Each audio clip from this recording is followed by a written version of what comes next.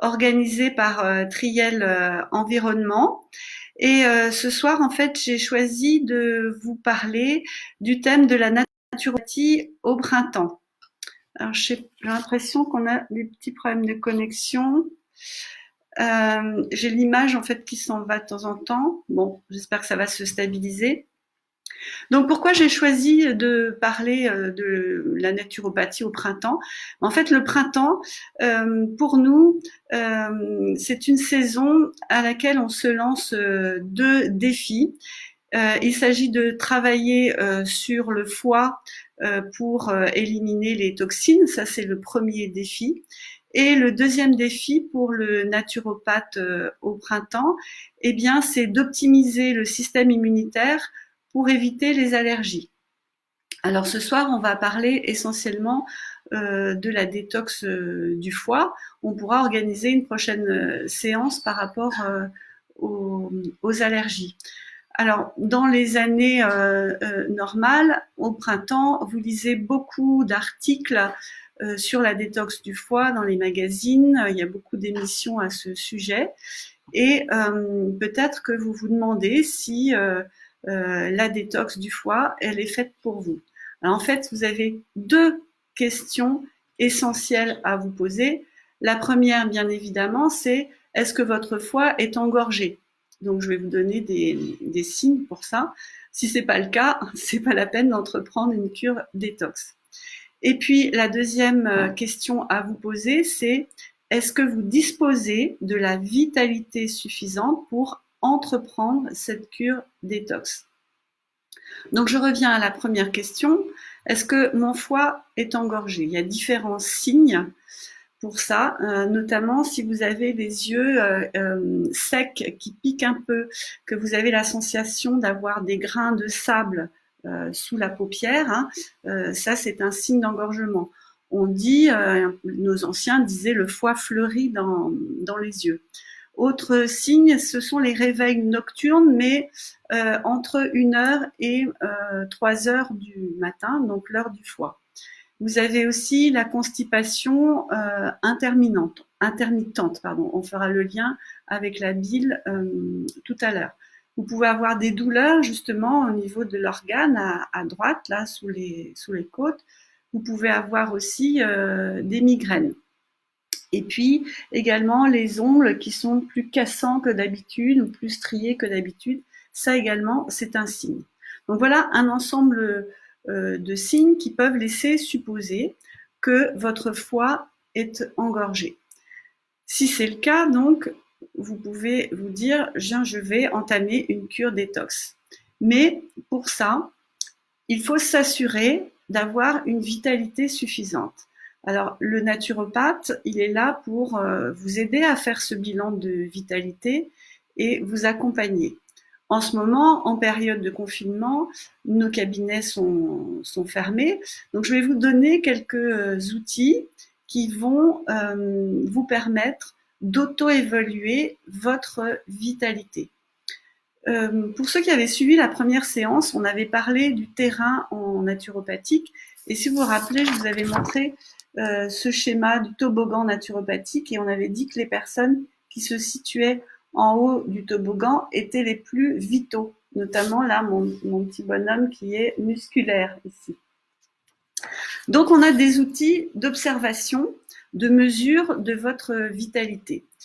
Ce sont des outils d'observation de votre morphologie et il y a des indices, des mesures qui témoignent d'une vitalité qui est innée, qui est donc constitutionnelle.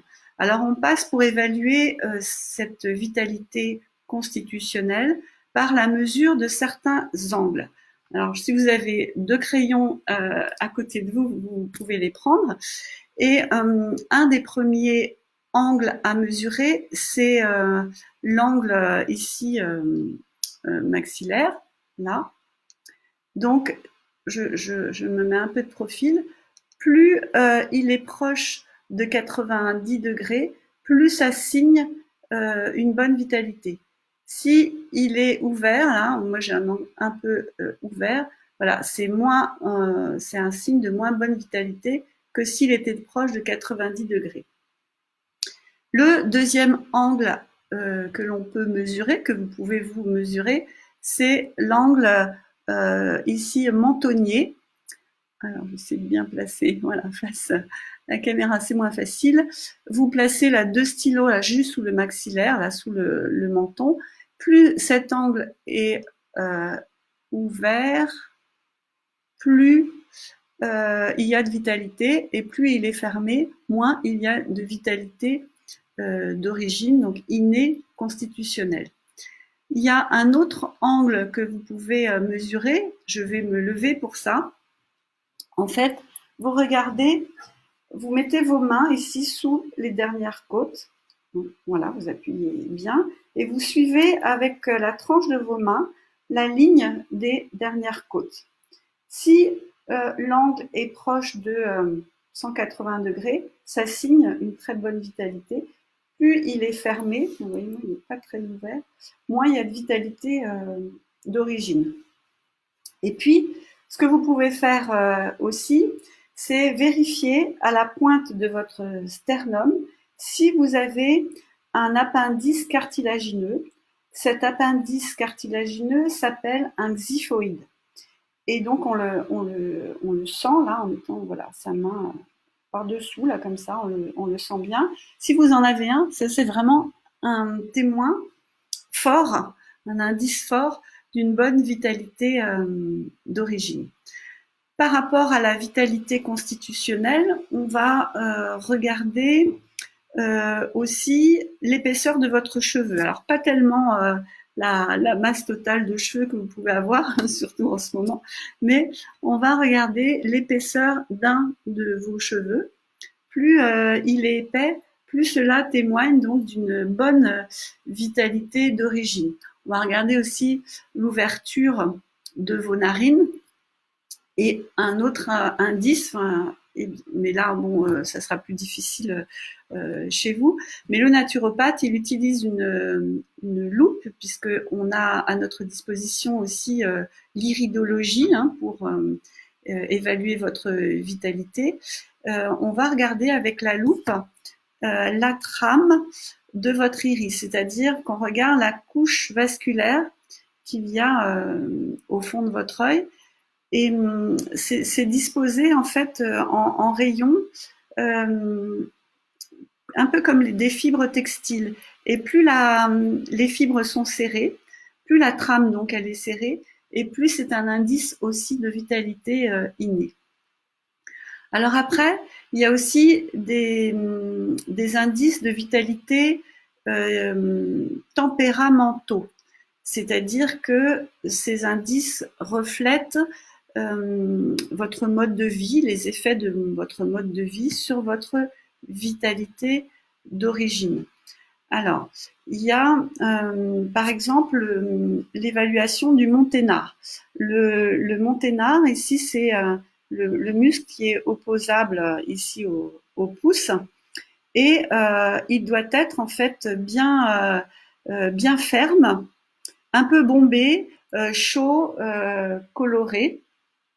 Et donc, plus il est ferme, chaud, coloré, bombé, eh bien, plus vous avez une bonne vitalité tempéramentale, c'est-à-dire que vous avez une hygiène de vie qui permet de bien maintenir votre vitalité d'origine. Il y a un autre indice aussi de vitalité tempéramentale, c'est la présence ou non de lunules. Alors moi, j'en ai pas, je peux pas vous les montrer. Alors, soit vous n'en avez jamais eu. Dans ce cas, on ne peut pas tenir compte de ce critère. Soit vous en avez, et la population caucasienne en a fréquemment de 3 à 10. C'est-à-dire que ce sont des demi-lunes à la base de l'ongle. Et quand vous êtes en période de grande fatigue, la superficie de cette lunule, elle va diminuer. Et puis, si vous retrouvez une forme olympique, la superficie de ces lunules, elle va augmenter. Donc, si vous observez une diminution de la superficie ou une disparition de ces lunules, c'est péjoratif. Ça veut dire que vous avez perdu de la vitalité, que vous n'êtes pas en adéquation avec votre vitalité d'origine. Et puis, on mesure aussi en cabinet la vitalité diathésique, c'est-à-dire la vitalité du présent. Parce qu'il y a des personnes qui arrivent en cabinet qui ont du mal à s'avouer que finalement elles ont une fatigue de fond, elles prennent beaucoup sur elles. Et là, le naturopathe, il prend les poux chinois. Donc en fait, on a 6 poux à prendre et on évalue le dysfonctionnement de 6 loges énergétiques. Et là, le corps, il ment pas, il peut pas mentir. Et on a vraiment une bonne perception de votre vitalité du présent. Alors, le naturopathe, il fait ce bilan, il fait sa vitalométrie, et puis il va vous poser un certain nombre de questions, c'est ce qu'on appelle l'anamnèse. Il va vous questionner sur votre hygiène de vie, sur vos antécédents personnels, familiaux. Il va balayer tous vos systèmes, le fonctionnement de systèmes physiologiques, urinaires, respiratoires, digestifs, et il va faire un bilan. Il va proposer un programme d'hygiène vitale et il va soit vous mettre en cure détox s'il a jugé que votre vitalité est suffisante. C'est-à-dire que si vous êtes normovital, survital, il va pouvoir vous mettre en cure détox. Si vous êtes sous-vital, il ne va pas vous mettre en cure détox, il va vous mettre en cure de revitalisation. Donc là, déjà chez vous, là, vous avez quelques outils pour valider ou pas le fait que votre foie est engorgé. Et puis, vous avez quelques éléments pour évaluer votre vitalité. Si vous jugez que ces deux conditions sont réunies, donc foie engorgé, bonne vitalité, vous pouvez entreprendre une cure détox. La cure détox, elle s'organise en 3 temps, mais ces 3 temps sont menés en parallèle. Alors, je vous montre ces trois temps. Le premier temps, c'est un temps diététique. Je vais détailler chacun de ces temps. Le deuxième temps, c'est un temps de drainage. Et le troisième temps, c'est un temps psychologique. Alors, le temps diététique. C'est pas la peine en fait de commencer à faire une cure détox si vous continuez à avoir une alimentation trop riche en lipides, trop riche en glucides. Voilà, ça va pas avoir des effets très efficaces. Donc, le but du temps diététique, c'est de diminuer la charge toxique. Donc, d'essayer d'installer une alimentation hypotoxique la plus vivante possible. On l'avait présenté la semaine dernière. Je vous rappelle en fait que nos enzymes digestives, elles ont quasiment pas évolué depuis le paléolithique.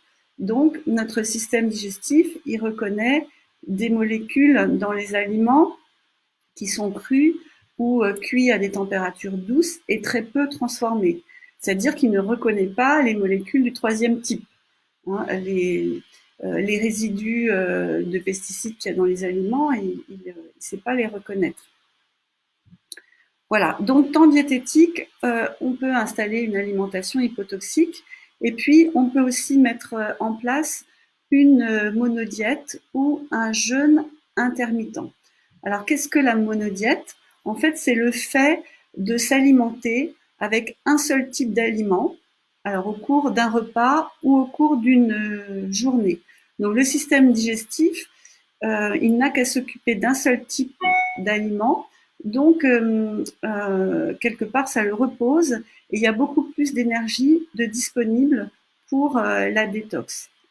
Alors, en ce moment, on peut proposer 2 à 3 monodiètes, 2 à 3 soirs par semaine. Ça peut être des carottes. Vous pouvez prendre carottes râpées puis après carottes cuites, ou des jus de légumes, ou des monodiètes de pommes, pommes crues, pommes cuites. Bon, par contre, on n'ajoute pas d'assaisonnement. Éventuellement des plantes aromates, mais voilà, monodiète, donc un seul type d'aliment. Et c'est une façon de mener une détox douce. Et puis, si on a 2-3 kilos à perdre, c'est également intéressant. Donc, je vous parlais aussi de la mise en place du jeûne intermittent. Donc, jeûner, c'est mettre son système digestif au repos, c'est mettre son intestin au repos. D'ailleurs, il y a une des parties de l'intestin grêle qui s'appelle le jéjunum. Donc, jeûner, c'était mettre son jéjunum au repos.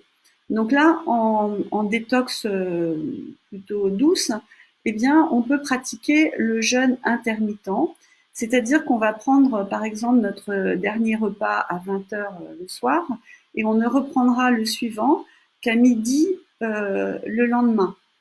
Donc, on a également un repos digestif pendant presque 16 heures et il y a beaucoup plus d'énergie disponible pour la détox, comme on l'avait expliqué pour la monodiète. Juste pour l'anecdote, si vous prenez votre repas de midi, donc vous déjeunez, c'est-à-dire que vous rompez le jeûne. Tout ça, ça vient du mot donc jéjunum, qui est la partie centrale de l'intestin grêle. Donc ça, c'est aussi une possibilité à mettre en place pendant ce temps diététique de la cure détox. Le deuxième temps, je vous remontre les trois temps là. Là, je vous ai parlé du temps diététique. Le deuxième temps, c'est le temps de drainage. Donc, pendant ce temps de drainage, on va activer nos émonctoires. Je vous rappelle que les émonctoires, ce sont les portes de sortie naturelles de l'organisme. Ils sont au nombre de 4. Donc, il y a l'ensemble foie, VB, intestin. Il y a la peau, les reins et les poumons. Donc, nous, là, nous nous intéressons à l'émonctoire foie, VB, intestin. Alors, pour mieux comprendre encore, je fais un petit zoom sur les fonctions du foie.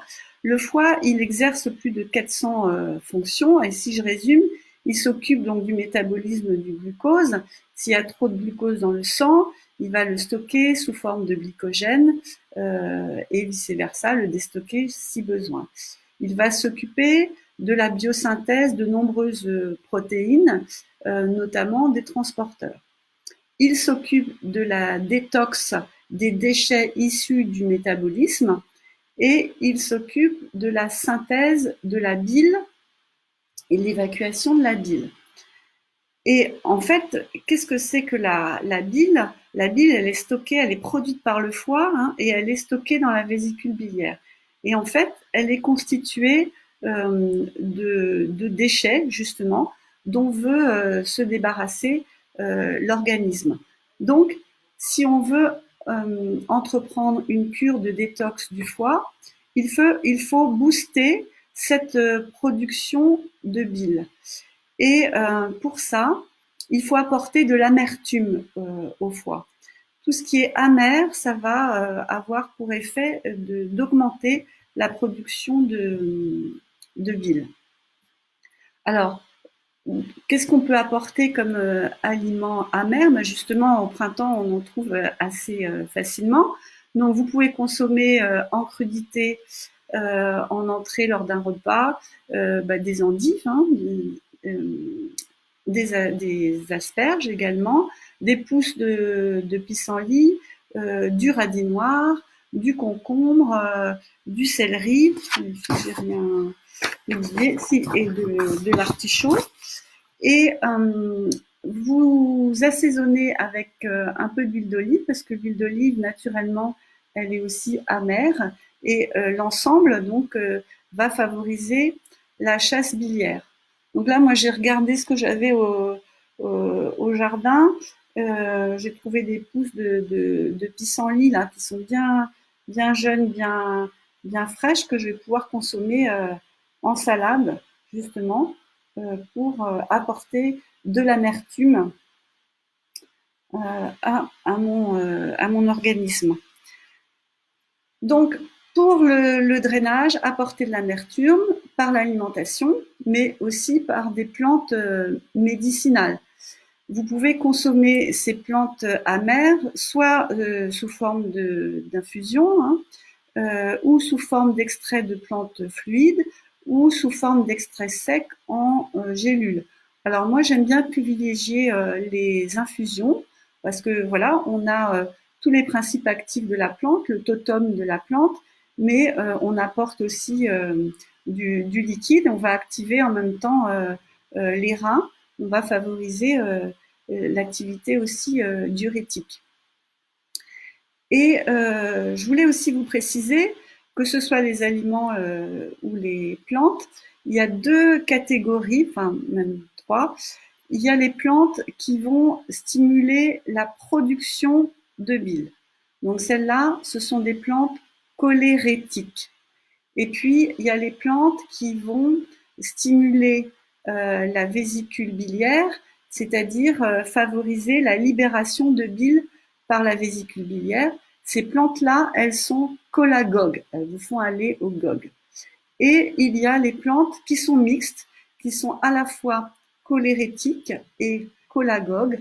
Donc on dit qu'elles sont ampho-cholérétiques. Dans les plantes cholagogues, on peut citer le romarin. Je ne sais pas si j'en avais plus par là. Alors, j'ai juste retrouvé, voilà, un sachet d'infusion. Non, ça c'est du thym d'ailleurs. En fait, avec le confinement, je suis un peu en panne de mes infusions en vrac. Donc il y a le romarin, le bol d'eau, le radis noir, le chardon-marie. C'est très bien aussi pour une détox douce. Donc romarin, bol d'eau, radis noir, chardon-marie sont plutôt cholagogues. Et puis en plantes mixtes, on trouve pissenlit, fumeterre, genévrier. Alors, souvent, quand vous achetez vos infusions détox du foie, elles sont déjà prêtes. Si vous achetez en sachet, il y a déjà des mélanges. Sinon, si vous allez chez votre herboriste, vous pouvez lui demander vos mélanges. Alors moi, j'ai regardé ce qui me restait et j'ai plus grand-chose comme plantes cholagogues ou cholarétiques. Alors j'ai regardé dans mon jardin et voilà, j'ai trouvé du fumeterre, j'ai cueilli du fumeterre. Donc avec le fumeterre, vous pouvez faire une infusion fraîche. Vous allez faire infuser 20 à 30 grammes de plantes dans un litre d'eau. Sinon, bah, vous la faites sécher et une fois qu'elle sera sèche, vous l'utilisez en infusion à raison de 50 grammes par litre. Donc vous voyez que les fleurs, là, elles ont une forme de cornet un petit peu. Et la tige, elle a une particularité, c'est qu'elle a une section carrée. Voilà, on en trouve en bord des chemins. Donc moi, ce que j'aime bien aussi, c'est de voir ce qu'on a autour de nous comme plantes sauvages comestibles pour préparer donc nos plantes amères nous-mêmes. Alors, la fumeterre, ça a un petit goût quand même. Moi, j'aime bien la mélanger à la mélisse. Donc là, il me reste, je vous montre, des feuilles de mélisse que voilà, j'avais dans le jardin et que j'ai fait sécher. Donc j'aime bien mélanger. Ça neutralise un peu le goût un peu fort de la fumeterre. Et c'est un autre avantage dont je vais vous parler tout à l'heure. On peut utiliser aussi les plantes sous une autre forme, c'est-à-dire qu'on peut utiliser les bourgeons. Les bourgeons, c'est un peu comme les graines germées dont je vous ai parlé la semaine dernière.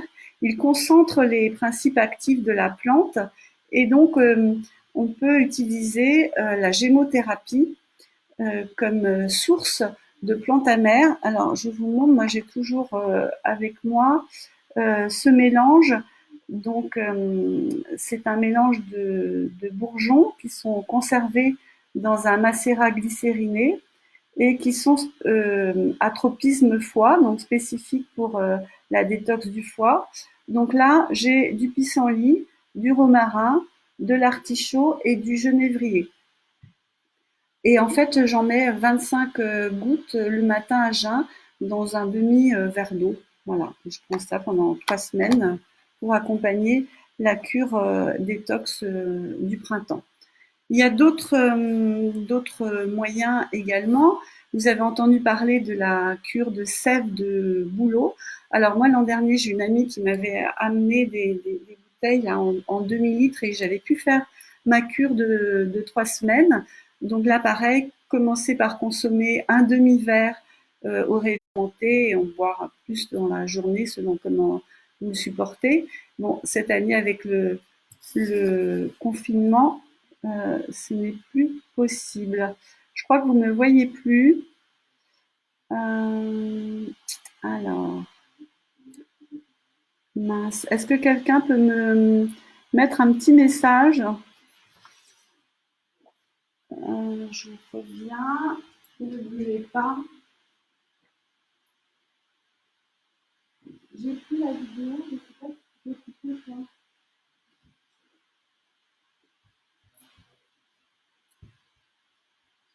Alors,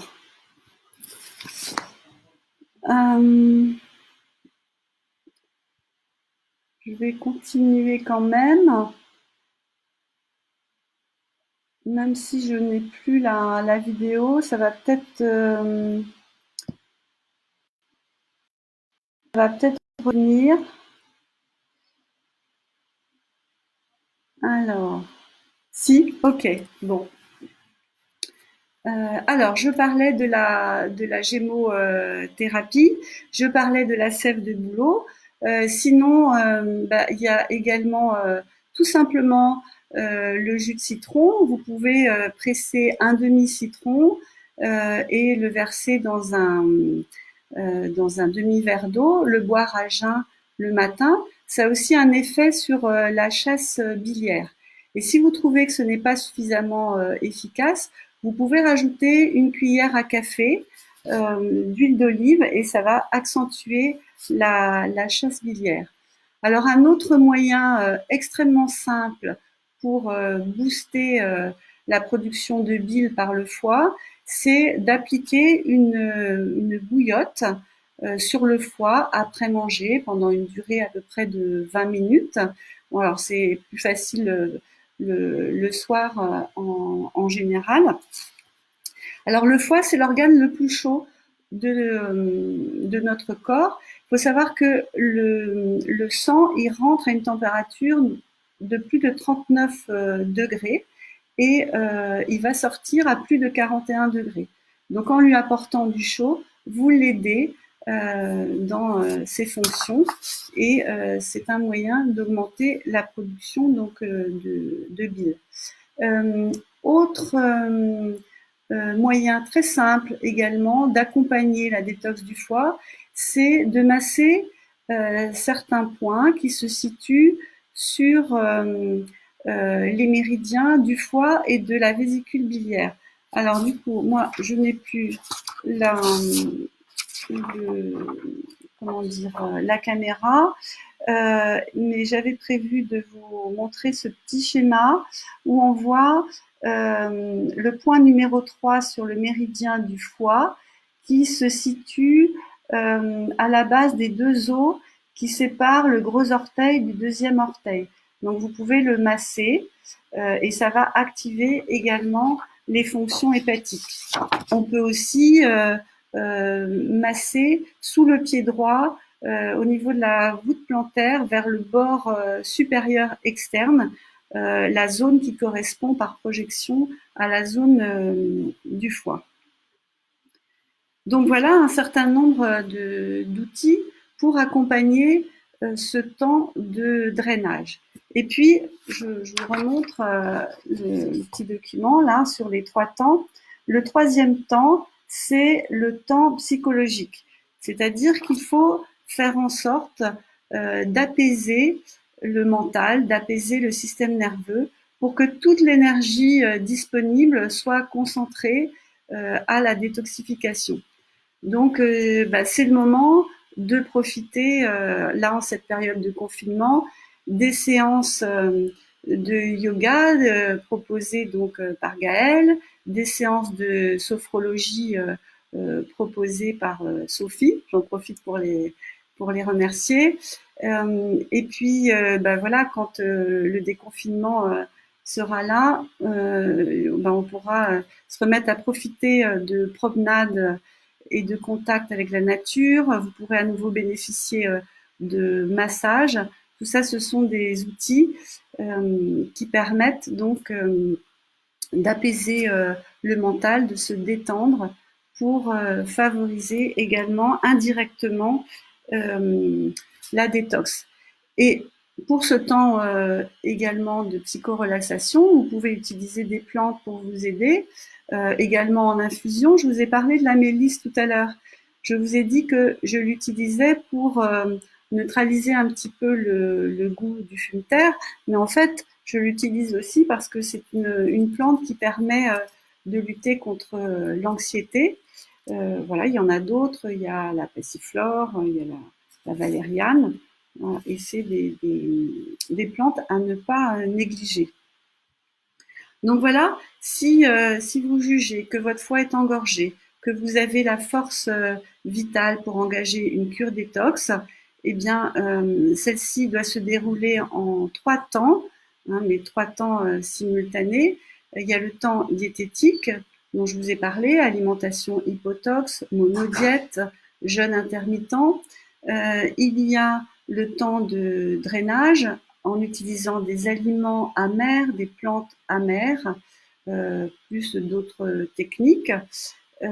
Et puis, il y a le temps donc de psychorelaxation pour apaiser le mental en utilisant le yoga, la sophro dont on a parlé, le massage ou autre. Donc, vous avez tous les outils là pour entreprendre cette cure détox. Si vous avez des questions, n'hésitez pas à me les envoyer par mail.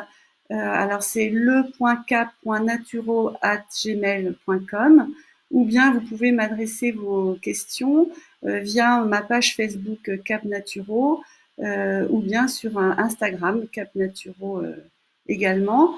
Vous allez voir que les bienfaits d'une cure détox sont vraiment précieux. Ça permet de retrouver une bonne vitalité et d'aborder d'une meilleure façon les mois à venir. Je vous remercie en tout cas de votre attention. Je vous retrouve la semaine prochaine. La semaine prochaine, j'aimerais décaler la séance que j'avais prévue et vous parler plutôt de comment aborder le déconfinement. Voilà. Donc jeudi prochain, je vous donne rendez-vous à 18h pour traiter ce thème, comment aborder le déconfinement avec les outils naturopathiques. Je vous remercie de votre attention, de votre fidélité, et puis je vous dis à jeudi. Voilà, bonne soirée, au revoir.